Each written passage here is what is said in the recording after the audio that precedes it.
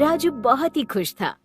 वो अपनी मम्मी के साथ पापा के पास शिमला जा रहा था, जिनका ट्रांसफर कुछ ही महीने पहले हुआ था। राजू खिड़की के बाहर का नजारा देखकर बहुत खुश था, इतना खुश कि पूछो मत। मम्मी, पापा हमें अचानक से देखकर कितने खुश होंगे ना। हाँ बेटा, बहुत खुश होंगे। लेकिन तुम कब से खिड़की के बाहर देख रहे हो? चलो जल्दी से ये नाश्ता कर लो, ताकि खाली पैकेट और ये कचरा मैं डस्टबिन में फेंक कर आऊं। हाँ माँ, अभी खा लेता हूँ। ये लीजिए। माँ, क्या ये ट्रेन हमेशा ऐसे खाली रहती है? वो फर्स्ट कंपार्टमेंट में तो कोई भी नहीं है। नहीं बेटा, ट्रेन ऐसी खाली नहीं रहती। बरसात की वजह से ट्रेन खाली है। अच्छा, तुम यहाँ पर बैठना, मैं अभी आती हूँ। कहीं मत जाना, ठीक है? नहीं माँ, मैं कहीं नहीं जाऊँगा। यहाँ बस खिड़की के बाहर देखता रहूँगा। उफ, एक तो इतनी बरसात और यहाँ कितना अंधेरा भी है। फर्स्ट कंपार्टमेंट में तो कोई भी नहीं है। बहुत डरावना लग रहा है यहाँ पर। हाँ, कुछ तो आवाज सुनी मैंने, घुंघरू जैसी आवाज थी। ये क्या है? कुछ समझ में नहीं आ रहा। ये घूम रहा है। भूत! क्या हुआ बहन जी, क्यों चिल्ला रही हैं आप? भूत! वहाँ देखिए, वो क्या है? हाय राम, आज तो अमावस की रात है और जोरों की बारिश भी हो रही है। कहते हैं ऐसे में भूत बाहर निकलते हैं। हाय, अब क्या करें? बहन जी, आप अपनी जगह पर चली जाइए। अरे ये देखो, वो भूत फिर से बाहर निकला। अरे भागो, सब यहाँ से भाग जाओ, सब यहाँ से भाग लो। वो देखो, नीचे नीचे घूम रहा है और घुंघरू की आवाज भी आ रही है। मम्मी, मम्मी क्या हुआ? मम्मी, सब यहाँ क्यों आ गए? बेटा, वो जो फर्स्ट कंपार्टमेंट खाली है ना, वहाँ पर मुझे अभी भूत दिखाई दिया है और इन सबको भी दिखाई दिया है। एक बड़ा सा भूत है और घुंघरू की आवाज भी आ रही है और इसीलिए सब यहाँ आ गए। माँ, सच में भूत है यहाँ पर? हाँ, पर बेटा तुम डरना नहीं। हाँ, अगला स्टेशन आएगा तो हम उतर जाएंगे और पापा को वहीं से फोन करके बुला लेंगे, ठीक है? आओ मेरे बच्चे, आ जाओ। अगले स्टेशन तक जिंदा बचेंगे तब ना। हाय, मुझे तो बड़ा डर लग रहा है। मम्मी, पर क्या सच में भूत होते हैं? हाँ हाँ बेटा, होते हैं। घुंघरू वाले, लंबे लंबे बाल वाले, लाल लाल आंखों वाले, और अगर उनके बारे में बात भी करो ना तो उन्हें पता चल जाता है। बहन जी, आप इतने छोटे बच्चे के साथ अकेली हैं? क्या करूं? मेरे पति की शिमला में अभी अभी ट्रांसफर हुई है, इसलिए मैं अपने बेटे को लेकर वहीं जा रही हूँ।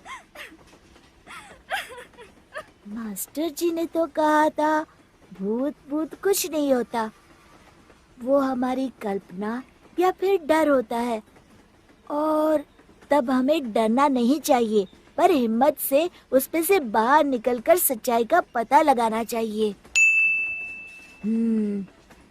मम्मी का ध्यान भी नहीं है। मैं जाकर देखता हूँ कि सच में भूत है क्या। ये घुंघरू की आवाज तो आ रही है, बहुत डर लग रहा है। नहीं नहीं, मैं डरूंगा नहीं। मास्टर जी ने कहा था डरना नहीं है। ये क्या है? मम्मी, जल्दी आओ।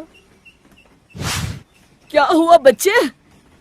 मेरे लाडले, तुम यहाँ क्यों आ गए? राजू, मेरी कोई बात सुनते नहीं हो तुम। एक मिनट मम्मी, अंकल जरा नीचे देखिए ना। अरे नहीं नहीं, मरवाओगे क्या मुझे? अंकल देखिए तो। ये नीचे तो चूहा बैठा है। वही तो अंकल, ये एक चूहा था। किसी ने फूड पैकेट खाकर फेंक दिया था और उसकी बॉर्डर पर शायद ये घुंघरू भी लगे थे और वही सटिन रिबन ये चूहे की पूंछ में अटक गई थी।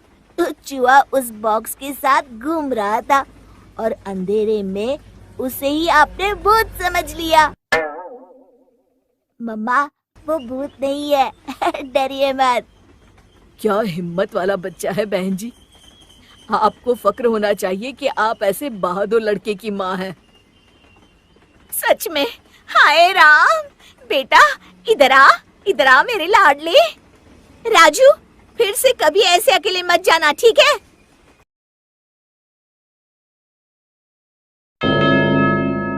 एक बार की बात है, रामू और शामू नाम के दो मित्र थे। रामू स्वभाव से आलसी और कामचोर था। वो हर वक्त कोई काम करने या मेहनत करने से पीछे हटता था। रामू की माँ अक्सर उसे डांटती रहती। अरे कल मुहे कुछ काम कर ले, कब तक घर पर दिन भर बैठा मुफ्त की रोटियां तोड़ेगा, जब देखो सोता रहता है निकम्मा। अरे माँ, क्यों सारा दिन मुझ पर चिल्लाती रहती हो? कर लूंगा काम, अभी तो मेरी सोने और खाने पीने की उम्र है। ये बोल के रामू गुस्से में पैर पटकते हुए घर से बाहर जाने लगा। तभी शामू आ गया और बोला, अरे दोस्त, इतने गुस्से में कहाँ भाग रहे हो? रुको रुको। अरे शंभू, माँ सारा दिन बोलती रहती है काम कर काम कर। काश ऐसा हो मुझे कोई काम ना करना पड़े, बस आराम से बैठकर खाने को मिलता रहे, फिर तो जिंदगी के मजे ही मजे हैं। ये ख्याली पुलाव बनाना छोड़ो और मुझे किसी काम से दूसरे शहर जाना है। तुम भी साथ चलो, इसी बहाने थोड़ा मन भी बहल जाएगा। चल यार शंभू, इसी बहाने माँ की डांट से कुछ देर के लिए बच जाऊंगा। अब दोनों शहर की ओर रवाना हो गए। चलते चलते शामू ने बोला, दोस्त रामू, थोड़ी देर यहाँ रुककर विश्राम कर लेते हैं, वैसे भी रात हो चुकी है। दोनों वहीं एक पेड़ के नीचे बैठ गए। रामू की नजर पेड़ की टहनी पर कुछ चमकती हुई चीज पर पड़ी। उसने बोला, शामू, ये क्या चमक रहा है? आओ देखें क्या है। अरे दोस्त रहने दो, पता नहीं क्या है, हम यहाँ से चलते हैं। तुम भी खामखा डरते हो, एक बार पेड़ पर चढ़कर देखें तो सही, आखिर है क्या। दोनों जैसे ही पेड़ पर चढ़ने लगे तभी उन्हें एक आवाज आई, रुको। एक महात्मा जो वहीं नजदीक विश्राम कर रहे थे, उन्होंने दोनों को रोका और बोला, ये रोशनी उस जादुई घर से आ रही है जो उस पेड़ के पीछे बना है। रामू ने जब पेड़ की ओर देखा तो हैरान हो गया। जादुई घर? अब ये क्या है और इसमें इतनी रोशनी क्यों है? इस घर की एक खासियत है, इसमें रहने वाले व्यक्ति को कोई भी काम नहीं करना पड़ता और ना ही कोई मेहनत करनी पड़ती है, बस आराम से बैठकर खाओ और सो जाओ। इस घर में अपने आप सब कुछ उपस्थित हो जाता है और वो भी बिना परिश्रम के। रामू की आंखों में एक चमक सी दौड़ गई और वो बोला, सच में महाराज जी, इस घर में रहने वाले व्यक्ति को कोई मेहनत का काम नहीं करना पड़ता। हाँ, बिल्कुल ऐसा ही है इस जादुई घर में। रामू ने मन ही मन सोचा, काश इस घर में रहने को मिल जाए, फिर तो आराम की ही जिंदगी गुजरे, ना कोई मेहनत करनी पड़े और ना रोज रोज माँ के ताने सुनने को मिले। रामू महात्मा जी से बोला, महात्मा जी, अगर मुझे इस घर में रहने को मिल जाए तो आपकी बड़ी कृपा होगी। हाँ, रह सकते हो, पर इसके लिए तुम्हें एक बात याद रखनी होगी। यदि तुमने एक बार इस जादुई घर में प्रवेश कर लिया तो फिर मेरे बुलाए बिना तुम कभी बाहर नहीं आ सकते। अब रामू सोचने लगा कि मुझे तो बस मेहनत करने से बचना है, ऐसे आलीशान जादुई घर को छोड़कर कौन आना चाहेगा जहाँ सब कुछ अपने आप मिल जाता है। दोस्त, ये तुम क्या सोच रहे हो? चलो चलते हैं यहाँ से, देर हो रही है। तुम जाओ, मैं अब इसी जादुई घर में रहूंगा। रामू जादुई घर में जाने लगा। उसने शामू की एक न सुनी शामू क्या करता, वहाँ से मायूस होकर चला गया। चमकते जादुई घर को देखकर रामू दंग रह गया। जैसे ही उसने घर के भीतर प्रवेश किया, घर का दरवाजा बंद हो गया। रामू बहुत खुश था। उसने सोचा, बहुत थक गया हूँ, अब कुछ खाने को मंगवाता हूँ। मुझे भूख लगी है, कुछ खाने को दो। ढेर सारे पकवान रामू के सामने लग गए। रामू इतने ढेर सारे पकवान देखकर खुशी से चिल्लाया, इतने सारे पकवान, और वो भी बैठे बैठे, अब आएगा ना जिंदगी का मजा। भोजन करने के पश्चात रामू ने सोचा, थोड़ी देर सो जाता हूँ, बहुत नींद आ रही है। या रामू सो गया। कुछ देर बाद वो सोकर उठा और फिर कुछ खाने के लिए मंगवाने लगा। फिर उसके आगे ढेर सारे पकवान आ गए। कुछ दिनों तक ऐसे ही चलता रहा। रामू जो मांगता, जादुई घर में उसे वही खाने को मिल जाता। अब धीरे धीरे रामू ऊबने लगा, क्योंकि उसके पास खाने और सोने के अलावा कुछ करने को था ही नहीं। उसी एक घर में खाओ और सो जाओ। उसको समझ नहीं आ रहा था कि क्या करे, पर ये उसकी खुद की इच्छा थी कि उसे ऐसी जिंदगी मिले जहाँ मेहनत करे बिना सब कुछ मिल जाए। पर कब तक आप बिना हाथ पैर हिलाए, बिना पसीना बहाए, कोई काम किए बिना बैठकर खा सकते हो? रामू जोर जोर से चिल्लाने लगा, महात्मा जी, मुझे इस घर में नहीं रहना, मुझे यहाँ से बाहर जाना है। मैं मेहनत करके कमा कर खा लूंगा, पर यहाँ तो मैं पागल हो जाऊंगा। माँ, मेरा मित्र शंभू कोई भी नहीं है, मुझे उनके साथ ही रहना है। महात्मा जी, मुझे वापस भेज दो मुझे, महात्मा जी। चिल्लाते हुए अचानक से रामू को आवाज आई, अरे निकट्ठू, उठ जा, सूरज सर पर चढ़ाया है, कोई काम ढूंढ ले। अपने मित्र शंभू से कुछ सीख ले, वो कितनी मेहनत करता है। रामू टपक से उठा और घबराया हुआ बोला, माँ तुम, मैं जादुई घर से बाहर आ गया या फिर कोई सपना देख रहा था? रामू को समझ आ गया था कि बिना मेहनत किए जीवन बेकार है। शिक्षा, हमें हमेशा परिश्रम करते रहना चाहिए, क्योंकि परिश्रम का फल सदैव मीठा होता है। दोस्तों, हमें उम्मीद है कि आपको हमारी ये कहानी पसंद आई होगी। कृपया हमारे चैनल को सब्सक्राइब करें और सभी अपडेट्स के लिए बेल आइकन जरूर दबाएं। और हाँ, वीडियो लाइक और शेयर करना मत भूलिएगा। Bye bye.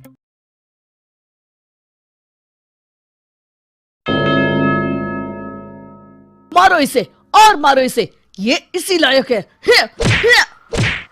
अरे मारो गया रे।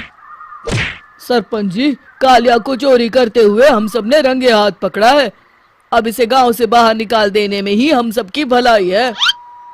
तो देर किस बात की है, अभी इसे धक्के मार के इस गांव के बाहर का रास्ता दिखा दो। अरे सरपंच, ऐसा मत करिए, मुझे एक मौका और दीजिए, मैं दोबारा कभी चोरी नहीं करूंगा।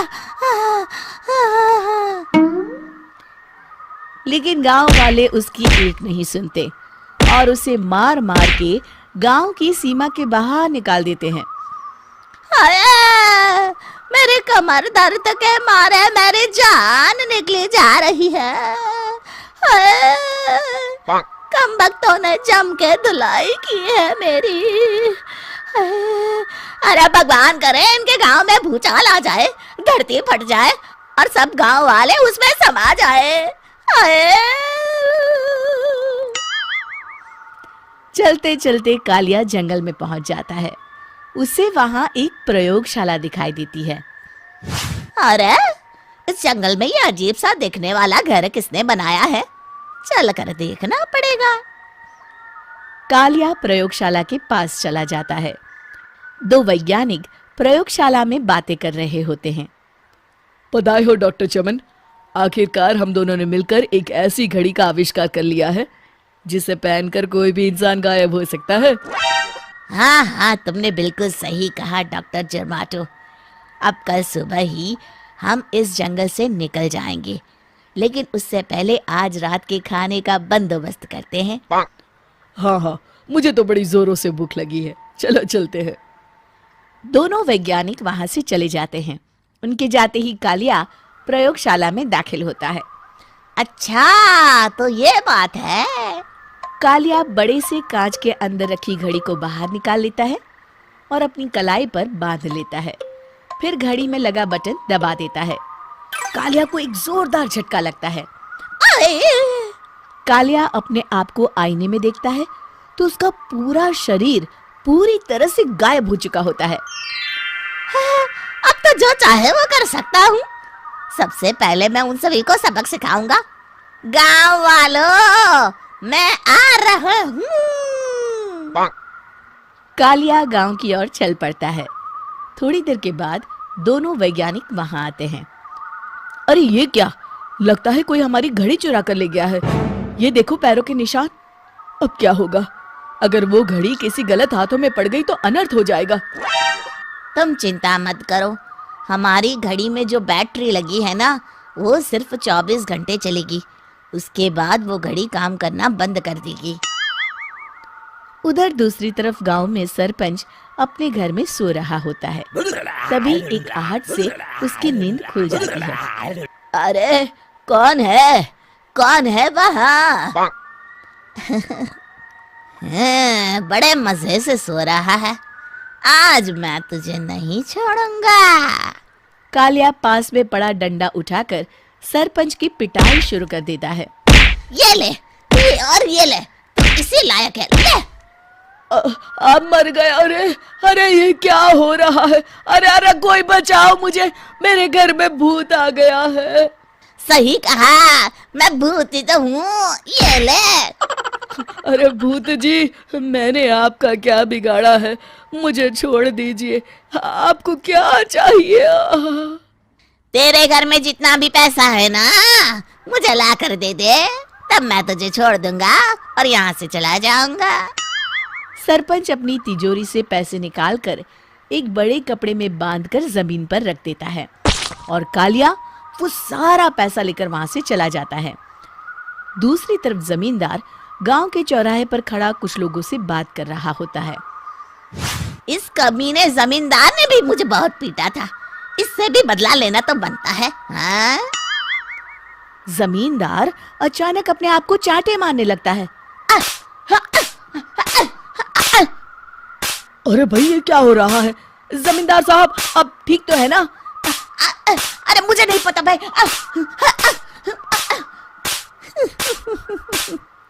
अरे मर गए रे, ये तो पक्का किसी भूत प्रेत का काम है। जमींदार के अंदर कोई भूत आ गया है। इससे पहले कि ये हमारे अंदर आ जाए, मनोहर भाई अपनी जान बचानी है तो भागो यहाँ से। ये क्या?